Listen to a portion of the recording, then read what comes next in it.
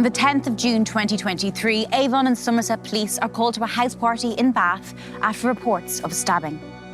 No, they're not breathing. Please hurry up. They've just been stabbed at a house party, please. A fight had broken out between a group of teenagers, which ended in 16-year-old Mikey Roynon being stabbed in the neck with a zombie knife. So you've got all these teenagers at this party who suddenly erupt in conflict with Mikey and his friends, and that's when Mikey gets stabbed. The police are now on the hunt for this group of boys, and in particular schoolboy Shane Cunningham. 10th of June last summer, and teenagers are heading to a birthday party in Bath that's been advertised on Snapchat. This is Mikey travelling from the edge of Bristol with some friends.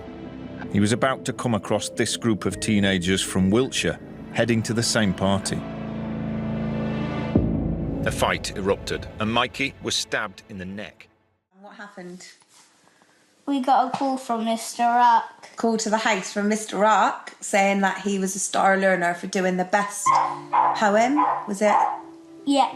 The best dinosaur poem. Yeah, and you got up in assembly, didn't you? Mm-hmm. And what have you got on Sunday? What do you remember? He was good as gold as a baby. Yeah. Really good, yeah, slept really well. We were really lucky. As he was able to walk, he was hyperactive, never sat still. Kept you on your toes? Oh my God, yeah, like jumping off the back of the sofa, like always climbing, always wanted to be outdoors. I think when he was 3, he asked me for his first scooter.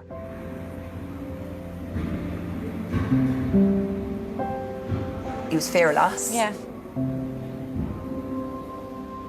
He could flip and everything. Wow. Flip, whip, I knew all the terms. When was the last time you spoke or saw Mikey? I spoke to him on the phone at lunchtime. And I said my friend was going to stay because I was going to a ball with work. I'd never left him at home on his own before, and I know he was 16, but I was quite overprotective. Yeah, first baby, it's, yeah. I said, I've left you 20 quid on the side, and there's some pound coins for breakfast. And, yeah, the last thing he said to me was, love you, Mum. Yeah. It's like an award ceremony. Everything was fine. I'd switched my phone off for the awards. And then afterwards, I put it back on. It was about 11:30, I think. And I had like over 30 missed calls on my phone from Mikey's phone and Mikey's friends. I knew instantly like something was wrong. And I went back out, rang his phone, and one of his really close friends answered and told me what had happened. What did they say? He just said, Mikey's been stabbed and he's gone, Hayley, he's gone. And I was thinking, he can't be gone, he can't. I think I went mad at him and said, don't say that, why are you saying that? Why would you even do that? And put the phone down.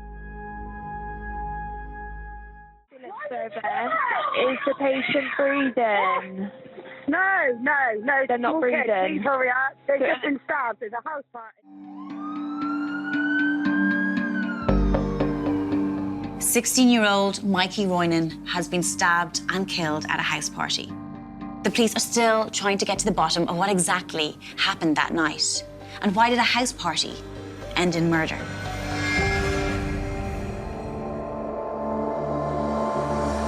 Our very first port of call to obtain evidence is from eyewitnesses. They were distressed, they were traumatised, they were scared about what they'd seen, about what was happening, and a lot of them tried to leave the address because they just wanted to get somewhere safe.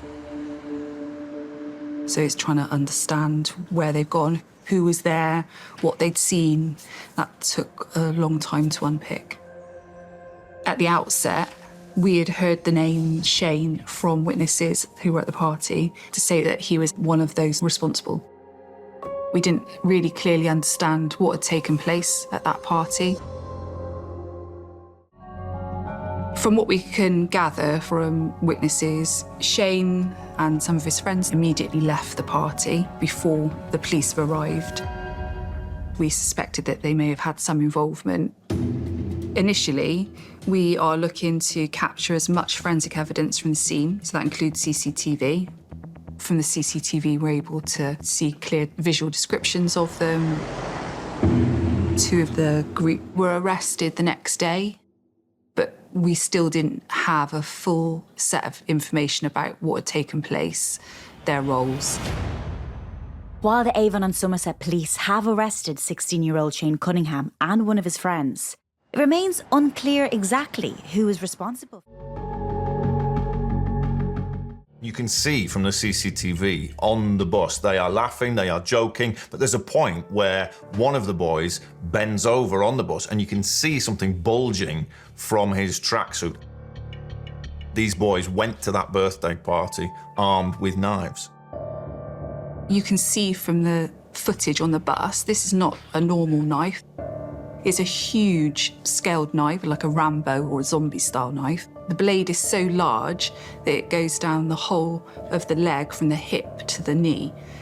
At that point, on CCTV, we've captured 2 of the group, both visibly carrying knives.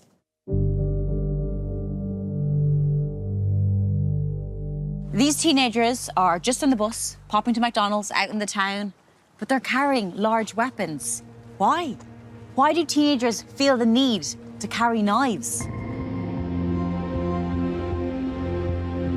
When you're in that environment where you're hearing about kind of violence around you, maybe your friends have been stabbed, being murdered, young people nowadays going to a party, they're going to think other people at a party are going to carry a knife, so they're going to carry one too. So the boys arrive at the party armed. But how does this escalate? What makes one of them use their knife to take Mikey's life? The group were heading to a girl's 16th birthday party that was being held at this house, and the party had been advertised quite widely, it seems, on Snapchat, so loads and loads of young people were heading there. There's a photo that shows them in the back garden. They're all in tracksuits, balaclavas, they're sat around outside the back of the house, some of them drinking, some of them doing balloons of nitrous oxide, laughing gas. Some of the neighbours said they could hear this party, they could hear such a big crowd, and they felt like there was an atmosphere building that might lead to something that might go wrong. Mikey had released some music, and at that time, his music was really popular. A lot of people at the party were playing his music. Aye, you know it is. YM, bow. Anything to get, but I don't like them. He went viral, I think, for the Bristolian accent in the drill music. He used to come in and be like, guess what, Mum? I've got 250,000 views or whatever. That is a lot. Well, now it is a lot more. Yeah. He would have said, I'm gassed. Did you know what drill music was? No, absolutely so not. What did you think when he said, or did he tell you, or how did you find out? No, he hid it from me. So what type of things were in the Oh, lyrics? it's terrible. It's about like gangs and drugs and like really bad stuff. If I see feds up, put it in gear. You already know I said that last year. I used to speak to him about lyrics and he'd say, Mum, is what everyone listens to. It don't mean I'm going to go out and do that, does it? That was a serious, deep wound, about 10 centimetres deep. So he was suffering very heavy blood loss very quickly. And we know Mikey staggered from the back garden into the house, trying to get help. Some of his friends came to him. They were trying to guide him through the house, out to the front, out to the road to see if he could get any help. That's where he collapsed as neighbours and some of the people at the party tried to help save his life. They were trying to do CPR, trying to find the wound, trying to stop the blood loss. But it seems like that was such a serious, deep wound, and the blood loss was so heavy that Mikey stood very little chance of surviving.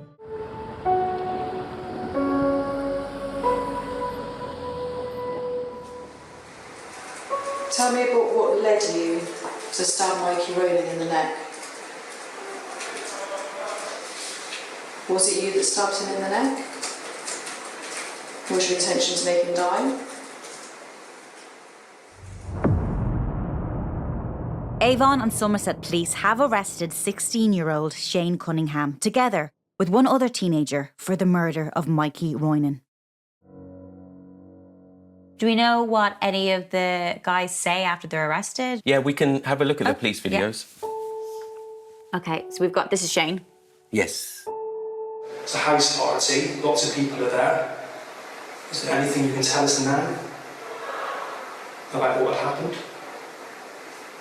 And why you've acted this way? And the knife that was used to stab Mike, was that in your possession the whole time? There's part of me that would think, oh, he's being smart and saying nothing. But do you think there's a level of this where it's just almost an immaturity of, like, I'm not going to say anything? He probably doesn't know what to say. When he was asked about his intentions, he probably doesn't know what his intentions are. He probably didn't think it through in the first place. So he doesn't know what to say now. Not knowing what to say in that situation. Very typical of, one, someone his age, but also someone with his trauma background. He's not processing what's happened at all. At this party, could you have acted in a different way? Could you have just basically gone home, run off, jump over the fence?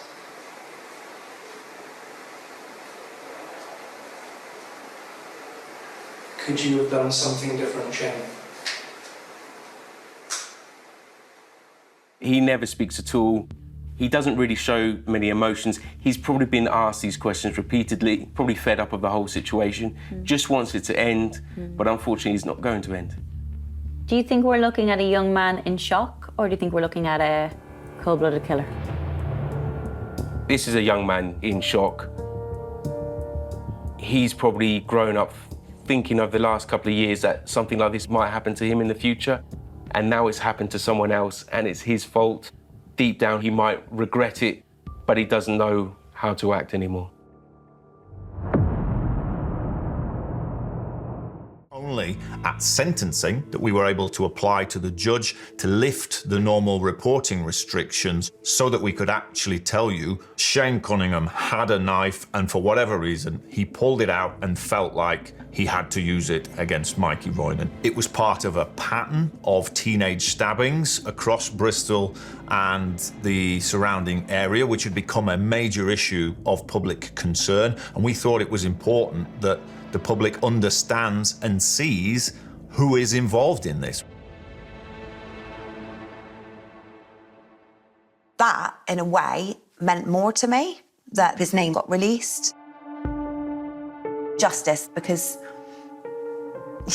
Mikey's name was everywhere, and to get his full name out there, I felt relieved at that. I felt like good, because it makes them people then, doesn't it? Tragic in so many ways. You've got the life of a young, bright 16-year-old that's been taken in such a violent way and apparently for no real reason. They were just 16, 15-year-old children who were armed and dangerous with enormous, frightening weapons. What are these young men doing? This is a problem that goes beyond this case, beyond this city. Do you think Mikey's death could have been prevented? There's so many risk factors that we need to get better at addressing. So, how do we support a young person with trauma? How do we support a young person that might be neurodivergent? What systems and processes are in place? What support is there for young people when there's family breakdown? When, relationships are not good at home and young people have to be removed? Where's the support to make sure that they're emotionally balanced and their well-being? Those types of things prevent young people getting into these situations. One of the things that we need to do is show young people that we care. When they know that we care about them, they make better decisions, because they make decisions based on what would the caregivers in our lives want us to do.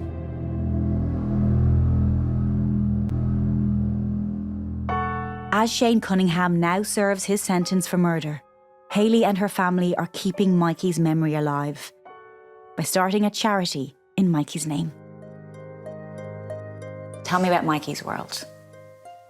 The reason we started up Mikey's World was, I suppose, to keep his name alive, and I just felt like I wanted to do something in his name, so I could always talk about him. Mikey's World, which initially was just fundraising for catastrophic bleed kits. We started off with the bleed kit training because we thought it can save lives.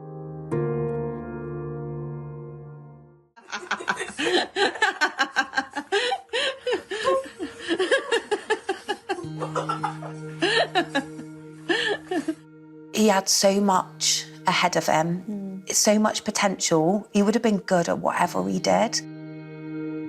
I want people to think it's not okay to choose to take someone's life away for that, and for what? For what? Oh dear. I can't laugh. She's biting you now, mine. Do you still feel Mikey in your home? Oh, go on, you say hello to everyone. Hello, everyone. Yeah, all the time. You can almost hear him in the house. Hello, Bobby Dad.